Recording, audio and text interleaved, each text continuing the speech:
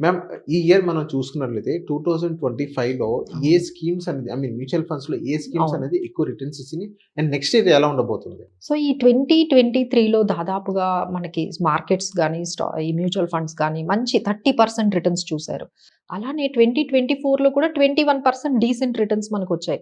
But 2025 మీరన్నట్టుగా చాలా డిసప్పాయింటెడే. హ్మ్. చాలా డిసప్పాయింటెడ్ ఇయర్ అని మనకి చెప్పొచ్చు. ఎవరైతే ఈ 24లో రీసెంట్‌గా వచ్చారో వాళ్ళందరూ మాత్రం బాగా ఎందుకంటే వాళ్ళు ఆ 2 ఇయర్స్ రిటర్న్స్ చూసి, ఆ 30%, 20% రిటర్న్స్ చూసి వచ్చిన వాళ్ళైతే ఈ 2025లో ఒక 4, 5% అండి. కొన్నైతే ఇంకా నెగెటివ్‌లో కూడా ఉన్నాయి కొన్ని స్కీమ్స్ అయితే.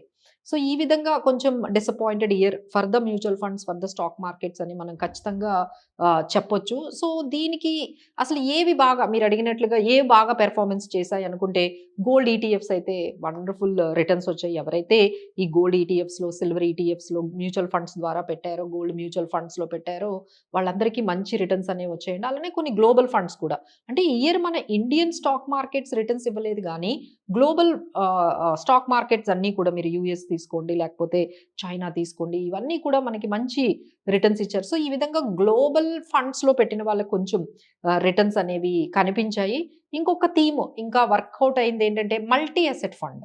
మల్టీ అసెట్ ఫండ్ అంటే ఏంటంటే మన money, equity, debt, silver, gold ఇలా ఈ 4 సిట్యుయేషన్ అంటే ఈ 4 ఇన్వెస్ట్‌మెంట్స్ ఫండ్ మేనేజర్ చేస్తారు.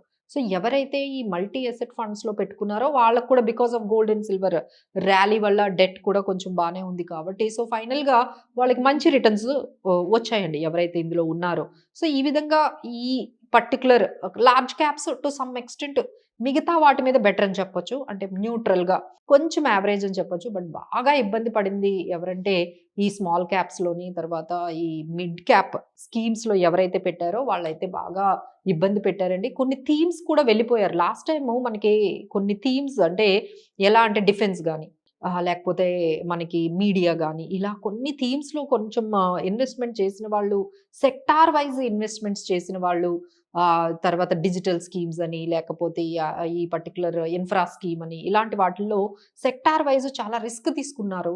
వాళ్ళందరూ కూడా ఈ ఇయర్‌లో అయితే కొంచెం డిసప్పాయింట్ అయ్యారని మనం ఖచ్చితంగా చెప్పొచ్చండి.